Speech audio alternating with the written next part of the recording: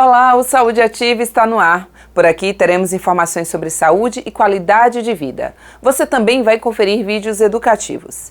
E nesta edição, vamos bater um papo com o médico especialista em emagrecimento, Dr. Igor Lima, que irá falar sobre diabetes. Não saia daí! Como está a caderneta de vacinação do seu filho? É muito importante que você mantenha todas as vacinas em dia para que você evite problemas de saúde no futuro. Confira este vídeo do Ministério da Saúde que vai te explicar um pouco mais. Pais ou responsáveis bem informados, filhos vacinados. Por que crianças e adolescentes precisam tomar vacina? As vacinas protegem contra inúmeras doenças. No Brasil, a vacinação eliminou a poliomielite. É por isso que a vacinação dos meus netinhos está sempre em dia. Atualize a caderneta de vacinação de crianças e adolescentes menores de 15 anos. Proteja os menores de 5 anos contra a poliomielite. Ministério da Saúde. Há um aumento dos casos da Covid-19 em todo o país, inclusive em Aracaju.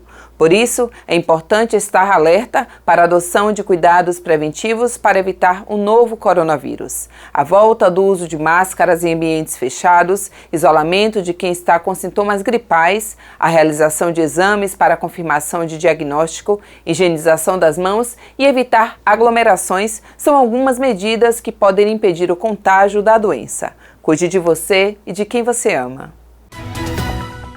A diabetes é uma doença que vem atingindo milhares de pessoas no mundo e agora, inclusive, dia 14 de novembro, foi o Dia Nacional e Mundial do Diabetes. E para falar sobre isso, recebemos aqui no Saúde Ativa o Dr. Igor Lima. Ele é médico especialista em emagrecimento e pós-graduado em endocrinologia e metabologia. Doutor Igor, muito obrigada por participar aqui do programa Saúde Ativa. Olá, eu que agradeço pelo convite e vamos esclarecer algumas dúvidas sobre a doença, tá? Isso mesmo. E aí, para começar a esclarecer as dúvidas, vamos falar para quem nos assiste, doutor, o que é a diabetes?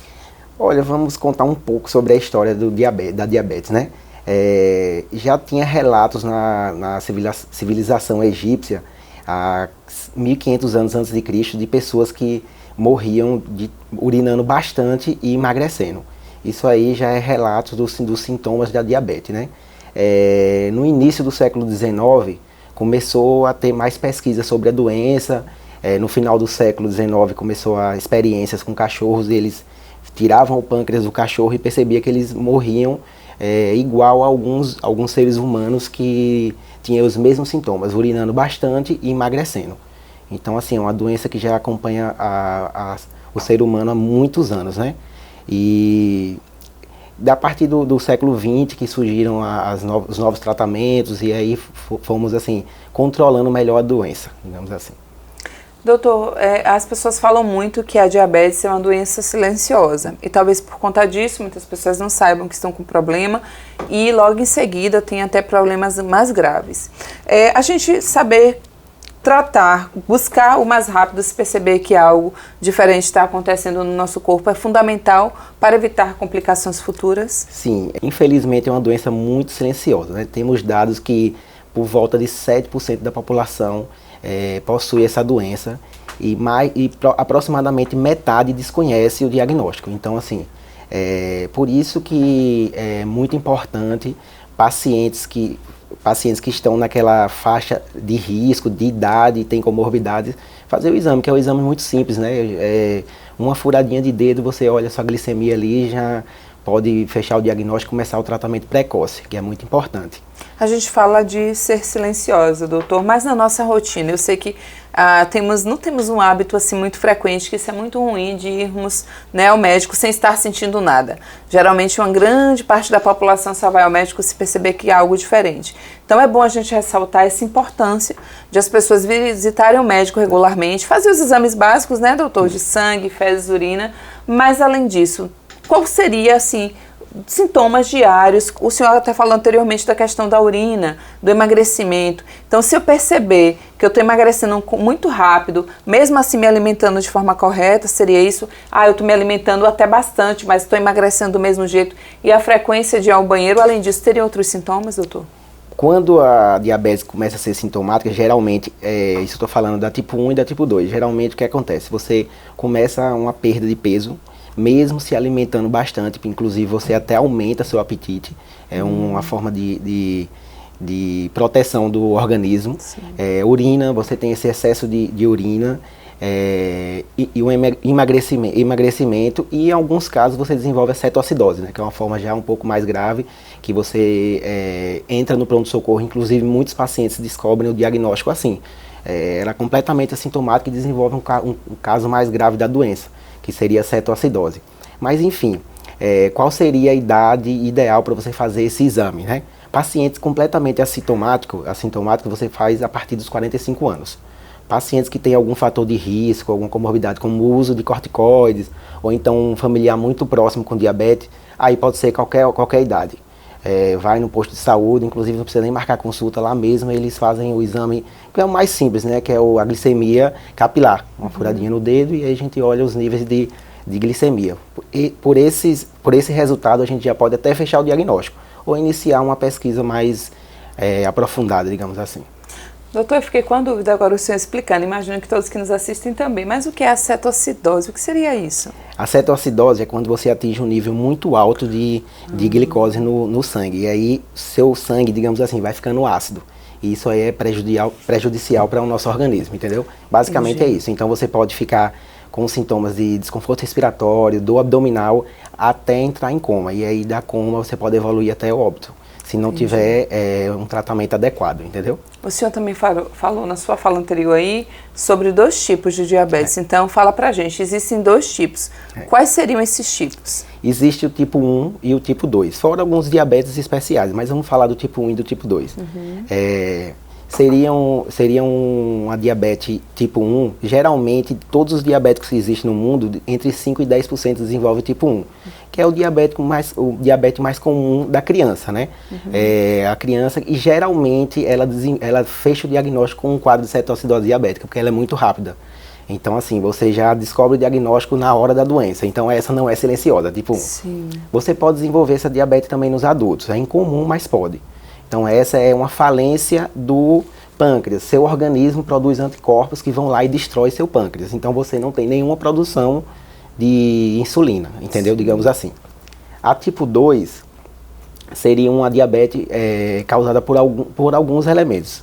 Seria dificuldade na ação da insulina, resistência à insulina, entendeu? E uma dificuldade na produção. Então essas são as causas da diabetes tipo 2, que no futuro, às vezes o pâncreas tenta compensar essa deficiência e fica, digamos assim, trabalhando no limite. E geralmente os pacientes que têm diabetes tipo 2, no futuro, param de produzir insulina e se tornam diabéticos tipo 1, digamos assim, entendeu? O que se explica, doutor, essa tipo 1 nas crianças, para a gente ter mais clareza em relação a isso? Aí já seria um fator genético, você já nasce com aqueles anticorpos que ficam destruindo o seu pâncreas. Sim. Então isso aí, por isso que é mais comum na criança. Mas agora está com essa mudança do estilo de vida, temos assim crianças que já estão na obesidade grau 3, grau 4, e aí ela tem essa resistência à insulina, e cada dia está sendo mais comum crianças com diabetes tipo 2, que isso aí seria comum no adulto e no idoso. Devido a essa nossa expectativa de vida maior, então assim, nosso pâncreas acaba ficando cansado, digamos assim. E aí desenvolve diabetes tipo 2, mas agora tudo está muito mesclado, digamos assim, devido ao estilo de vida, né? O estilo de vida com baixa atividade física, as crianças hoje só querem ficar no videogame. Isso aí implica muito na obesidade, e a obesidade caminha muito junto com a diabetes, entendeu? A gente falando de crianças, doutor, mas existem idades assim que são de maior risco? Depende do tipo, ou depende se é 1 ou 2, se é criança ou adulto e o que é que ela tem. Mas assim, os idosos correm mais risco de até, talvez, não sei se foi o caso, até a senhora fala pra gente, a diabetes ela pode levar a um possível óbito também, mas existe uma idade que seria uma idade mais complicada? Então, assim, a idade, vamos lá, faixa etária. Criança, geralmente, desenvolve a diabetes tipo 1. Então, já vai um caso mais grave, que geralmente faz aquela cetoacidose, e aí a gente já fecha o diagnóstico. Em adultos, o diabetes geralmente tende a causar sintomas, como eu te falei. Às vezes pode fazer uma cetoacidose, às vezes dá hipoglicemia, né? Mas o idoso é uma doença, por ser muito silencioso e o idoso não reclamar, é mais perigoso. Sim. Por incrível que pareça, nem a hiperglicemia é tão perigosa para o óbito, mas a hipoglicemia, porque às vezes o idoso está lá dormindo, ele não reclama, ele já vai dar uma hipoglicemia, vai evoluir para coma e morre ali, entendeu? Sim, uma doença silenciosa, porque tem essa questão, né, que às vezes dá hiper, às vezes dá hipo, então assim, descontrola demais a glicemia no corpo, a diabetes tipo 2. Doutor, para quem não sei nos se eu fui assiste, claro. Foi claro, sim. Mas eu acho que a maioria das pessoas que estão nos assistindo já ouviu a mamãe dizer: não coma o doce, coloque menos açúcar no café porque você vai ficar diabético. Mito ou verdade? Então, tem uma certa verdade e um certo mito. O maior problema não é, claro que o excesso de doces ajuda a contribuir no aumento do peso, na obesidade, né? Mas assim, como é vamos lá, a questão genética, né? Entra muito nessa parte. Filhos de paciente diabético tipo 2 têm cerca de 80% de chance de desenvolver diabetes, né? A diabetes tipo 1, não. Então você pode ter só um familiar com diabetes, o filho dele já pode não ter diabetes e não tem essa relação. É mais, digamos assim, um erro genético, já nasce com esses anticorpos que ficam agredindo o seu pâncreas. Então assim, o excesso de doces é uma bola de neve, né? O excesso de doces, carboidrato, digamos assim, faz você ter um aumento de peso, causa aquela síndrome metabólica, um aumento da gordura visceral, e aí, consequentemente, sedentarismo, e isso pode causar diabetes, geralmente é tipo 2. Entendeu? Não tem relação com a tipo 1. Com a tipo 1. Tipo 1 é a parte, que é a que desenvolve em criança. Mas claro que a prática de exercícios físicos, né? Uma dieta balanceada, isso ajuda demais não só a questão da diabetes, né? Porque eu sempre falo, são doenças que caminham junto. A hipertensão, diabetes, de problemas de colesterol, que é a dislipidemia. Então, assim, essas 3 doenças, elas gostam muito de bagunçar o organismo e elas andam muito juntas, entendeu? Eu imagino.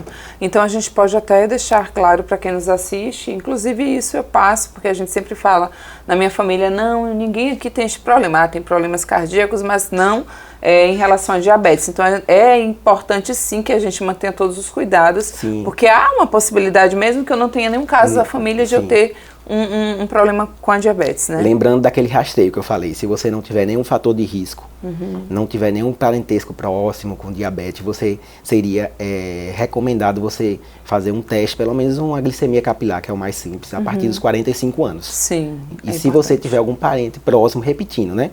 Um parente próximo, algum problema metabólico, você pode fazer o exame a qualquer momento. O senhor falou uma coisa muito interessante, que é o cuidado mesmo com a saúde, atividade física e alimentação. E o engraçado, se vocês querem até assistir as reprises, está lá no nosso canal do YouTube, é só colocar a Câmara Municipal de Aracaju e vocês conseguem assistir todos os programas que já gravamos aqui e todos os médicos que passaram por aqui, independente da especialidade, sempre falaram uma coisa muito importante. Vocês precisam fazer atividade física, vocês precisam ter uma boa alimentação e, claro, associada a uma boa noite de sono. Então é importante que vocês busquem sempre, né, doutor, essas coisas na sua vida, né? Trazer uma boa alimentação, buscar sempre o melhor e ter atividade física presente na sua vida. Sim, com certeza. Inclusive, até uma observação que eu queria acrescentar, você falou agora, eu lembrei. Assim, a gente está falando aqui o que é insulina. Muita gente não sabe o que é que... Pronto. Qual é a real função da insulina no nosso organismo, né? Depois da nossa alimentação, basicamente, todo carboidrato, proteína, às vezes é quebrado e transformado em glicose. Essa glicose precisa entrar na nossa célula. E o que é que ajuda nesse caminho, nesse transporte? É a insulina. Então, se você não tem insulina, você fica com o sangue muito rico em glicose e aí a célula não consegue se alimentar. Então, esse é o papel da insulina. E você falou uma parte aí importante do exercício físico. Qual é uma outra maneira dessa glicose entrar no nosso corpo? A única maneira que existe, além da insulina, é o exercício físico. Olha pra então, isso, assim, você vê a importância que o exercício físico tem na nossa vida e principalmente na vida do diabético, né? Importante. Reforçando isso. Doutor, eu tenho uma dúvida. Quer saber se a pessoa que tem diabetes ou tipo 2, se ela vai passar o resto da vida com esta doença ou se ela tem cura. Mas peraí, segura que a gente vai agora para o breve intervalo, para vocês ficarem ligadinhos esperando que o doutor vai responder após um breve intervalo. Fiquem aí.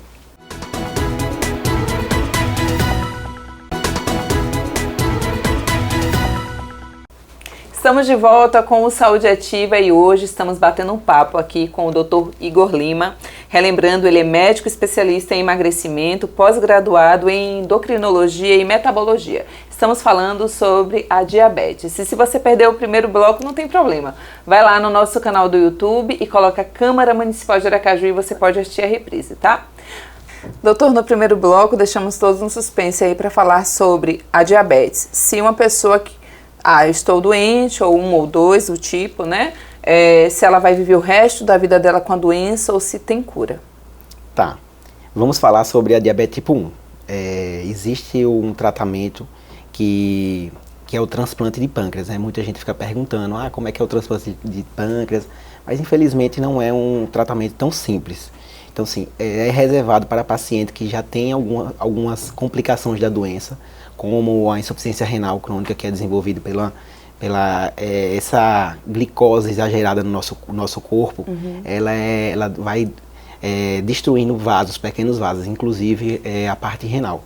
Então, pacientes que têm insuficiência renal, que tem esse problema de diabetes tipo 1, geralmente está assim, apto a receber um novo pâncreas, que não é tão simples, que você fica numa fila de transplante, você usa medicações imunossupressoras que você pode ter mais infecções e tudo mais. Então esse é o tratamento do transplante de pâncreas. Sim. Para pacientes com diabetes tipo 1, né? Aí a gente vai falar do diabetes tipo 2. Diabetes tipo 2, alguns pacientes que têm uma leve resistência à insulina, quando perdem muito peso, elas conseguem controlar a doença, né? Então, assim, você tem que ter esse acompanhamento o resto de sua vida. Sim. Mas, vamos falar também sobre a cirurgia metabólica. Tem muita gente que me pergunta sobre essa cirurgia metabólica, que é reservada ao paciente com diabetes tipo 2. O que acontece? Quando você faz a manipulação intestinal, digamos, você tira uma parte do estômago, você tem vários tipos de cirurgia bariátrica.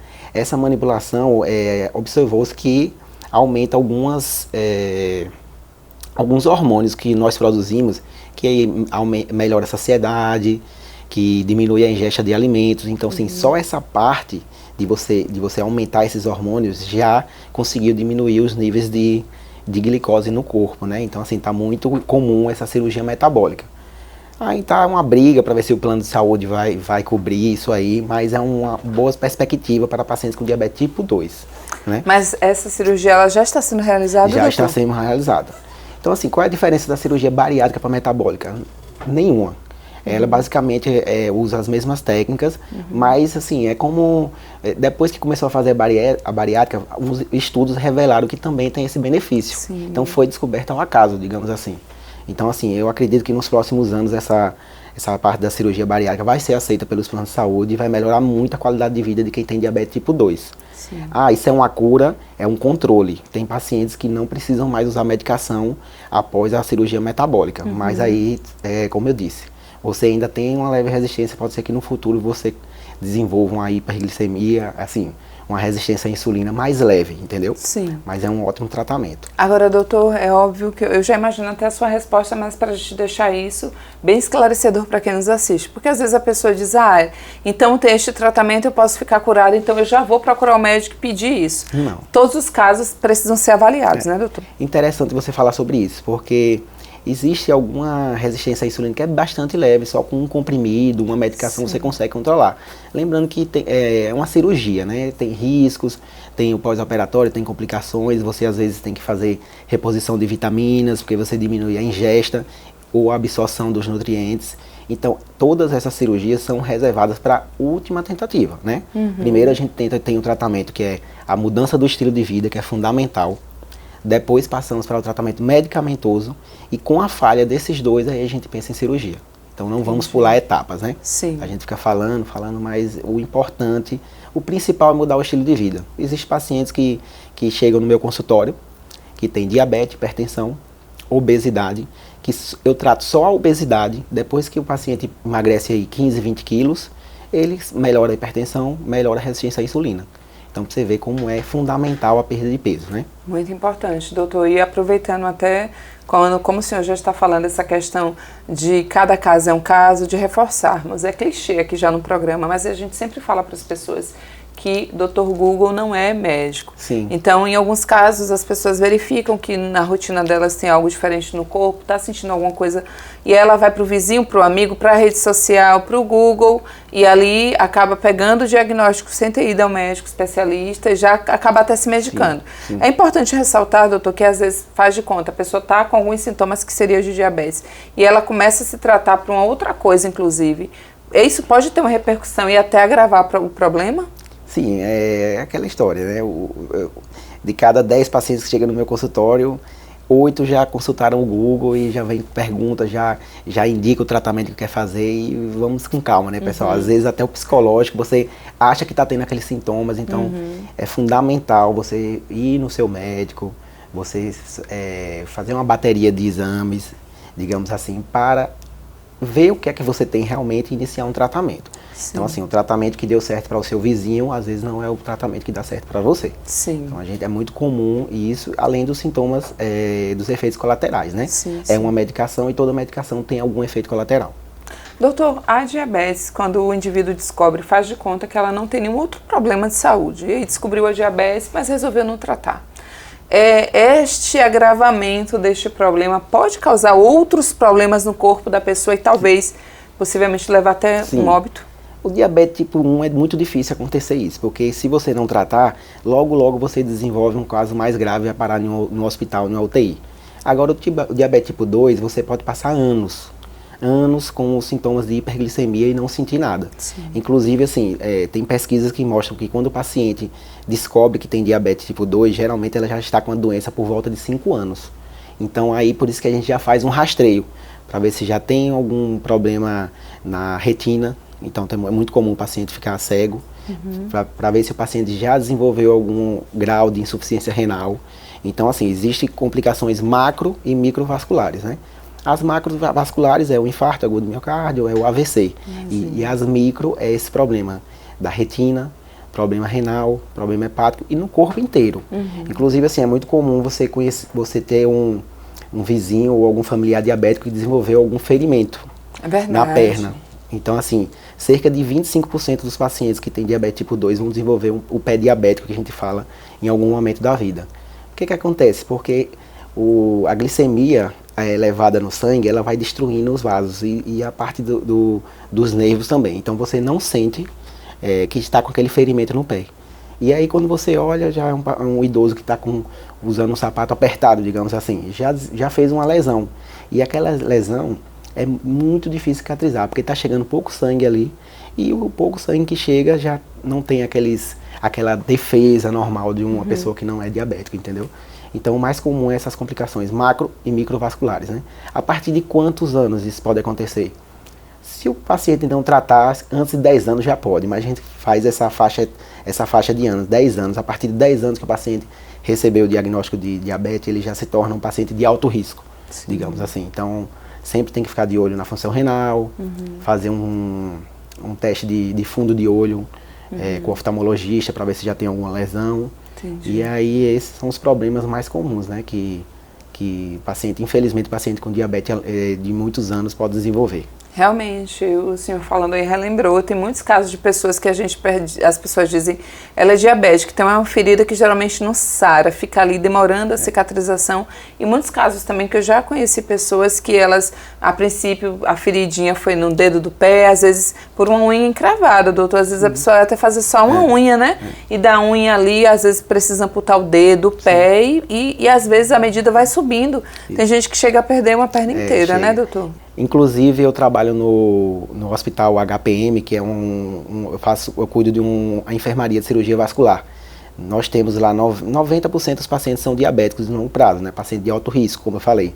São pacientes que são, quase todos que chegam lá já teve alguma amputação.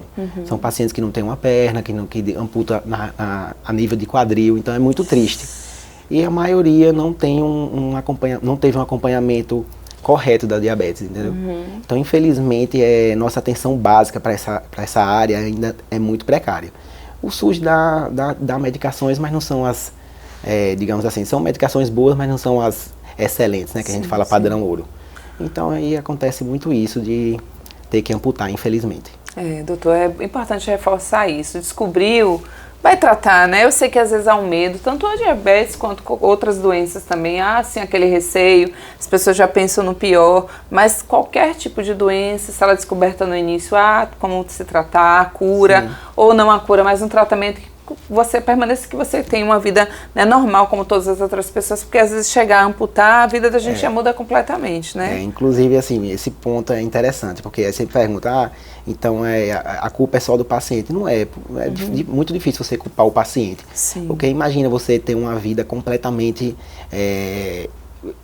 a sua vida vai mudar completamente devido a uma doença, né? A gente já fala isso em adulto, imagine criança, você chegar para criança que desenvolveu um quadro de diabetes tipo 1 com 7 anos e falar, você não vai comer doce a partir de agora, você vai para a festinha com seus coleguinhas, mas você não vai tomar refrigerante, não vai comer. Então assim, é muito difícil você tratar, principalmente criança. Então o ideal é a família inteira, né? A família inteira acompanhar aquela criança, acompanhar o adulto na mudança do estilo de vida, que o benefício vai ser geral, entendeu? Era justamente a pergunta que eu ia falar para o senhor, fazer para o senhor agora. Da importância dos pais, principalmente na relação das crianças. A gente pode perceber, óbvio, que agora após pandemia, muitas pessoas se tornaram obesas, né, doutor? Muita gente em casa, ansiosa, comendo o que não deveria, e as crianças entraram nesse embalo, sem aulas, enfim. Então há muita criança obesa, muita criança diabética, mas assim os pais, a importância dos pais na rotina da criança no dia a dia, não é? É muito importante. Sim, geralmente quando eu atendo, eu converso com o paciente para levar algum familiar, porque eu já dou orientações para o próprio familiar, porque é difícil, vamos fazer uma reunião, aí pede uma pizza, uma lasanha, tudo, e tem aquele paciente ali diabético que não pode comer, né? Então vamos ajudar todo mundo trabalhando, né, para uma melhor qualidade de vida. Inclusive você falou essa questão da pandemia, aumento da obesidade, aumento do consumo de álcool e tudo mais. Aí você pergunta, então o paciente diabético não vai poder comer nada. Não é bem assim, né? Um dia ou outro você pode fazer uma refeição, mas não pode virar rotina. Sim. Esses alimentos ricos em carboidrato, em gordura, né? Sim. Uma alimentação balanceada, um dia ou outro você pode comer algo que digamos assim, que te agrada mais, que é uma doença mais, ou que é uma comida mais rica em calorias. Mas o ideal é balancear. Manter esse equilíbrio para ter qualidade de vida. Vida saudável. Sim. Temos uns dados aqui que diz que de 12 a 13 milhões de diabéticos existentes no Brasil, doutor, entre 6 e 7, ou seja, metade, não sabem que são portadores da doença. Isso, é uma doença silenciosa, principalmente a tipo 2, né? A tipo 1 já desenvolve com um quadro mais grave. E aí, 5 anos, vamos dizer que o paciente está 5 anos sem saber o diagnóstico. Nesses 5 anos, ela já vai lá, já vai começar a causar lesão no seu rim, vai causar lesão nos seus órgãos, nos seus olhos, e vai causar aqueles ferimentos na sua perna. Então, assim, por isso que é importante você, se for um paciente de alto risco para desenvolver diabetes, pai com diabetes, irmão, tios e avô, fazer sempre antes dos 45 anos, fazer um teste de glicemia capilar, que é o mais simples, e paciente de alto risco que tem alguma doença, que usa corticoide, que é obeso, que tem alguma síndrome metabólica, né, colesterol alto, pressão alta, fazer em qualquer momento da vida, ir lá, sempre controlar, que quanto mais rápido você começa a tratar, menos problemas você vai desenvolver. Entendi, doutor. E fala pra gente, qual é o peso do álcool? O álcool na vida das pessoas para que possivelmente elas tenham diabetes. Então, o que acontece? Diabético tipo 2, ele pode consumir, inclusive assim, 2 doses para homem e 1 dose para mulher. O álcool é calórico, entendeu? Mas assim, se for um diabetes descontrolado, o ideal é você não consumir. Sim. Não consumir de jeito nenhum. Mas se for um diabetes controlado, você pode nessa proporção, 2 doses para homem, 1 dose para mulher, entendeu? Se tiver tudo controlado, né? Isso, controlado. Mas aí, para quem nos assiste que gosta de uma cervejinha, mas a princípio não tem nada. O álcool, ele teria também alguma relação para no futuro a pessoa ter um diabetes por conta do uso excessivo de álcool? Não, assim, o uso excessivo de álcool pode sim. Você pode desenvolver alguns problemas como pancreatite, e aí vai destruindo seu pâncreas. E o pâncreas não produz só insulina, né? Produz outros hormônios. Mas assim, o álcool em excesso, ele é riquíssimo em carboidrato, além de ser uma substância inflamatória. Tudo que inflama seu organismo, aumenta a resistência à insulina. Então seu pâncreas começa a trabalhar mais no limite, Sim. e uma hora ele vai chegar à falência. E aí vai desenvolver o diabetes tipo 2 no início e no futuro o diabetes tipo 1, que é quando você não produz nada de insulina. Entendi. Entendeu? Doutor, na verdade, o ideal seria uma tarde inteira, uma manhã inteira aqui para sim, falar. sim. São muitos temas, muitos assuntos em relação à diabetes, mas para quem nos assiste, só reforça, né, a importância do que eu ou qualquer um que nos assiste pode fazer no dia a dia para evitar o problema e os cuidados, como o senhor falou, a questão da idade, a partir de que idade, das crianças, dá essa informação aí reduzida para quem nos assiste, por favor. Então, gente, principalmente atividade física. Você faz uma atividade física diária, no mínimo 3 vezes por semana, seria o ideal, 3 a 4 vezes por semana, já ajuda bastante a você prevenir essa doença.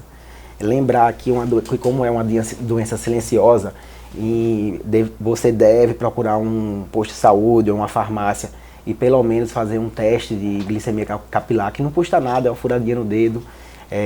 Crianças, filhas de pais diabéticos com excesso de peso podem desenvolver, é mais raro, mas pode desenvolver a diabetes tipo 2.